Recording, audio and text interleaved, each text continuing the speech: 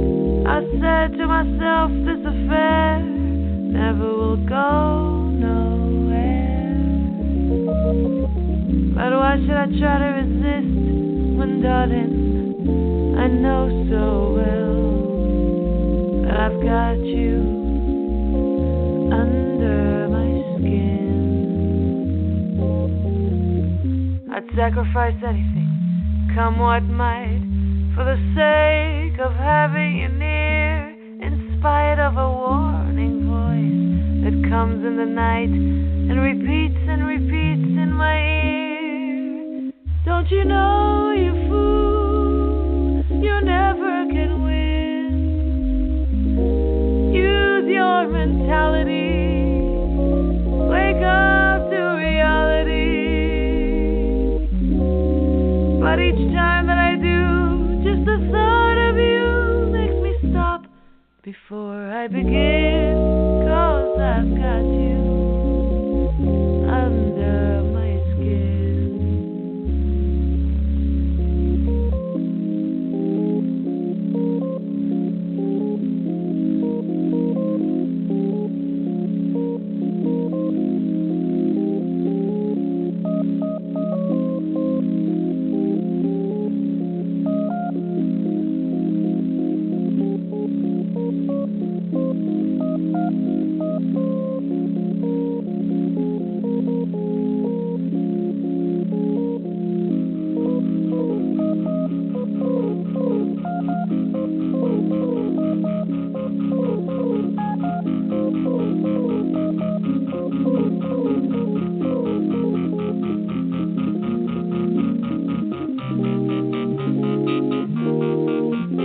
I'd sacrifice anything, come what might, for the sake of having you near, in spite of a warning voice.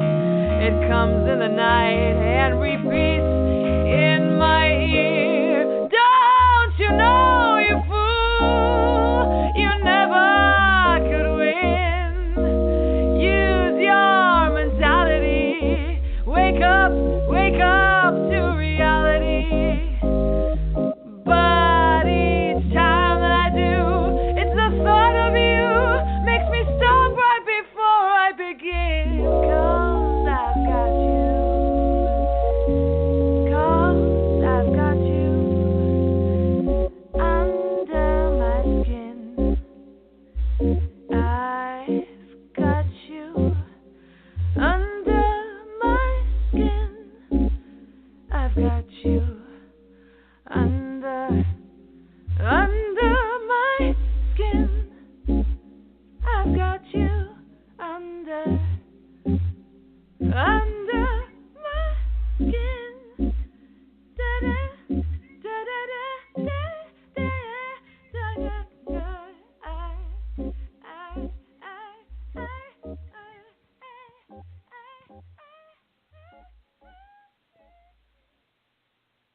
Everyone, again, that was I've Got You Under My Skin by Noah Levy, and you can go to noahlevylive.com.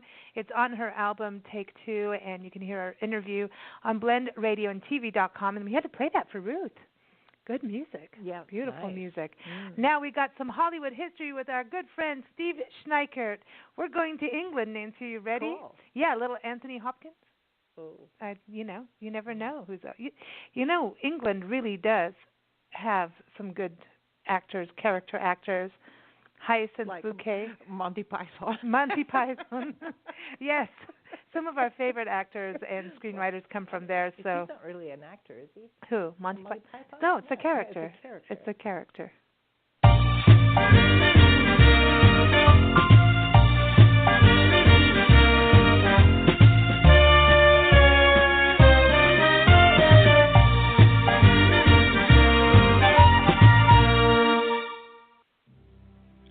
There are no small roles, only small actors.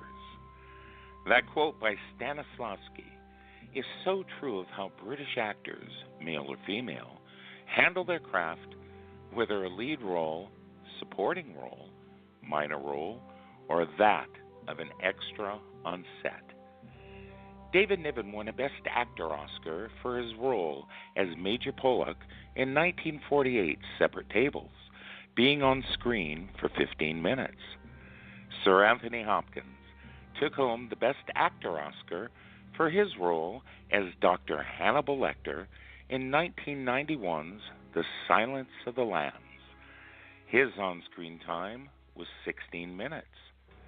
Dame Judi Dench won a Best Supporting Actress Oscar for her role as Queen Elizabeth I in 1998's Shakespeare in Love. Her on-screen time was 8 minutes.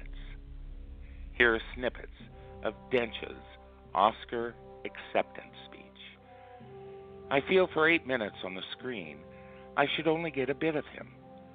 I actually wrote to John Madden after Mrs. Brown and said, I will do anything in your next film. If you want somebody to slouch in a doorway, you can count on me. And I mean it. And I hope he bears me in mind the next time. I have always respected the discipline of a British actor. Always brilliant, with zero flaws. Always admirable in attitude and quality of their characters. Going back to the golden age of Hollywood, there are 3 Brits that have enhanced the quality of American films with their profound commitment to professionalism and creativity. There is no terror in the bang, only the anticipation of it.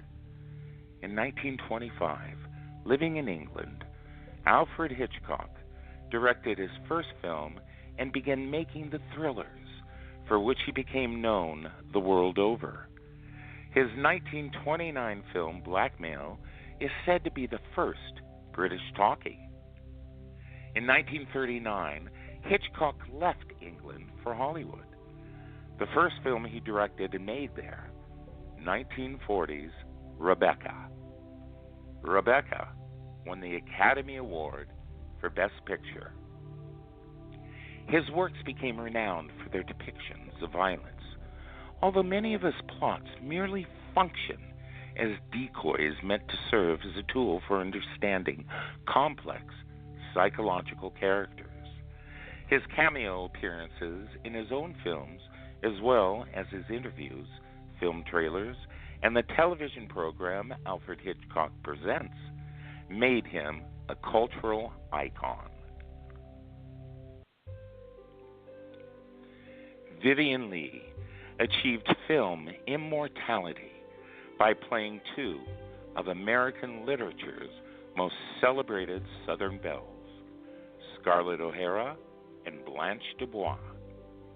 Although Leigh was initially typecast as a fickle coquette, she began to explore more dynamic roles by doing Shakespeare plays at the Old Vic in London, England. There, she met and fell in love with Laurence Olivier. Around the same time, American director George Cukor, was hunting for the perfect actress to play the lead role of Scarlett O'Hara in Gone with the Wind. The girl I select must be possessed of the devil and charged with electricity. Mr. Cukor found those qualities and much more in Miss Leigh. After doing the role of Blanche Dubois in London production of Tennessee Williams' play A Streetcar Named Desire, Leigh was cast in the same demanding role in Elia Kazan's 1951 Hollywood adaptation, in which she starred with Marlon Brando. Leigh later stated that the years she spent inside the tortured soul of Blanche Dubois tipped her into madness. Vivien Leigh won Best Actress Oscars for both Scarlett O'Hara and Blanche Dubois.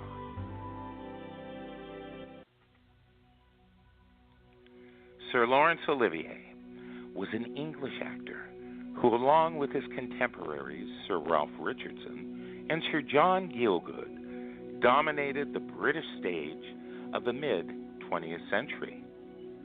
Olivier's first forays into film were faltering, but he hit his stride as Heathcliff in 1939's Wuthering Heights and as Maxim de Winter in 1940's Rebecca, which catapulted him to matinee idol status.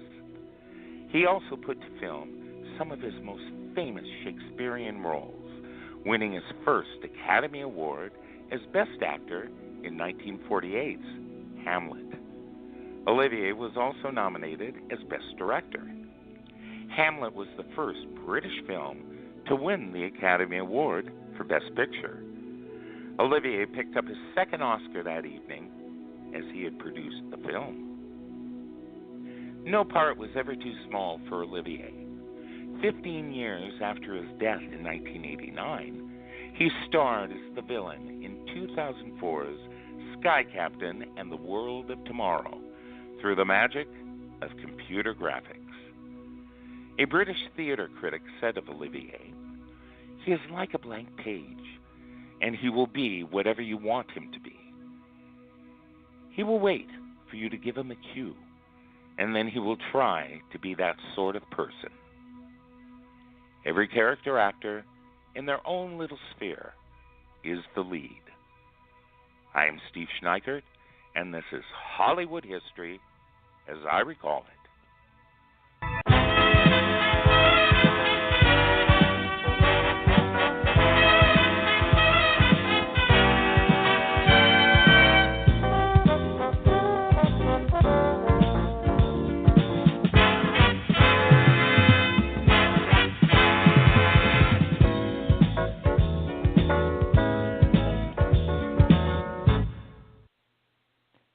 Everyone again, the amazing Steve Schneickert, and you can listen to more of his Hollywood history segments. Just go to blendradioandtv.com, and you can see him in our expert department. Good stuff as always. Yeah. What a fun show today. I know. It was cool. We traveled. We got lessons on cybersecurity. We got cooking lessons. I'm hungry. Me too. I know. Hollywood schnitzel. History, good music. Huh? I want schnitzel. I know. We want to thank everyone for joining us on today's show. Listeners and guests, you all rock. We will be back this Sunday, December 2nd, for our Champagne Sunday show. We're going to be chatting with Christine David Hallquist and Derek Hallquist. They're going to talk about their dynamic and fascinating documentary called Denial.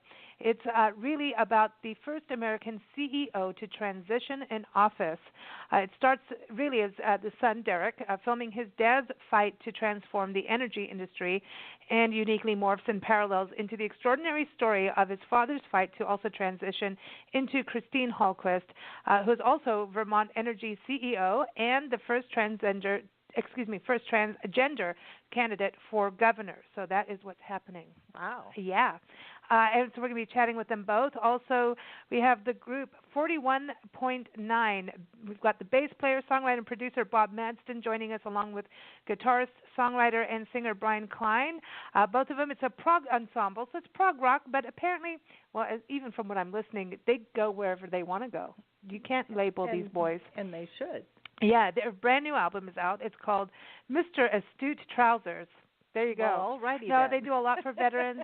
They're really awesome guys, and so excited to have them on the show. So that's our Sunday show, December 2nd. You can keep up with all of our shows. Just go to bigblendradio.com. You can link through to listen live or later on demand, however you want it. And also, I want to give a shout-out to our T-shirts. Go check them out. It's, again, our first T-shirt for our Love Your Parks tour, where we're going to be traveling full-time to document our national park system and also local communities and the stories about the communities and their local treasures and parks and museums and all kinds of good stuff. So we have a lot underway, and the T-shirt also benefits the National Parks Arts Foundation.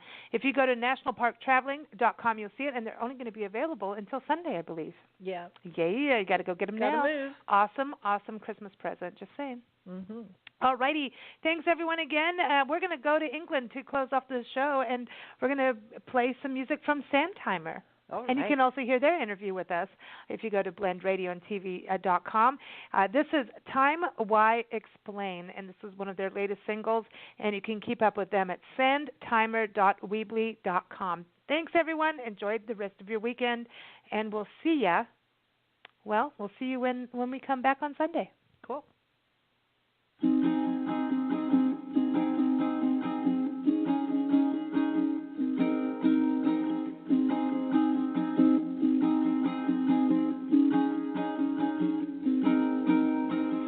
It's that sudden moment when you're swimming out from the beach.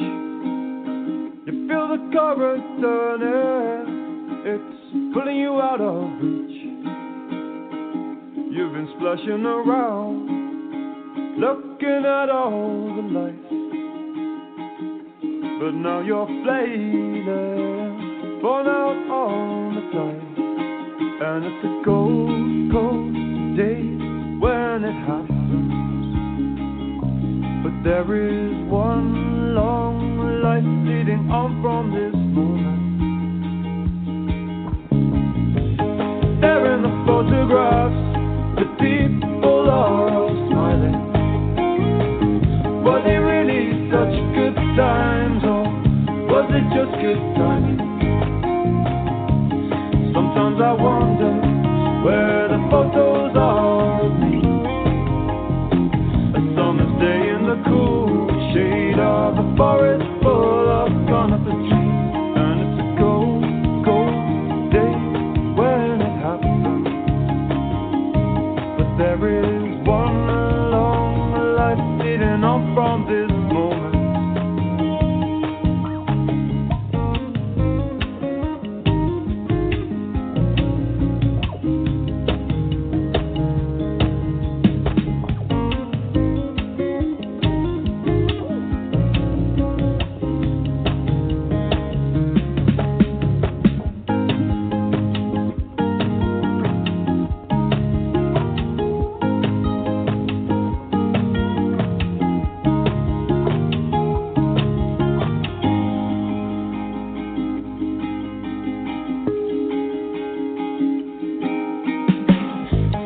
Tall in the moonlight, staggered through the day. There's no glamour in summertime, the fields are just too far away. You may feel like you're on borrowed time, but all they do is steal. You may feel caught in the headlights, but they're asleep at the wheel. And it's a cold, cold day when it happens, but there is